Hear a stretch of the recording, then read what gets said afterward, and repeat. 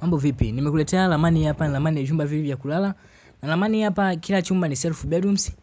Na ni kama unavyoiona ina choo cha public, yani choo cha wote. Ni ramani yenye jiko, ina store, ina dining na ina sebule. Na ni ramani ambayo imechorwa kisasa zaidi na ni ramani ambayo ina muonekano mzuri. Na muonekano wa ramani hapo unaenda kuona hapo mbele. Na upana wa jengo hili hapa ni mita 8.8. Urefu wa jengo hili hapa ni mita 12.3. Na ni ramani ambayo itochukua eneo kubwa katika kiwanja chako. Ni ramani ambayo inajieleza na inajitosheza katika eneo dogo. Na kama unavyoiona ramani imepangiliwa vizuri, ramani ya vyumba viwili self. Na ina choo cha public, ina jiko, ina store, ina dining na ina sebule kubwa. Na ni ramani ambayo imepangiliwa vizuri, imechorwa kisasa zaidi. Na kama unavyoiona hii hapa, haitochukua eneo kubwa kiasi hicho katika kiwanja chako. Na ni ramani ya muonekano mzuri, imechorwa kisasa zaidi. Na kuna tofauti kati ya chumba master na chumba single.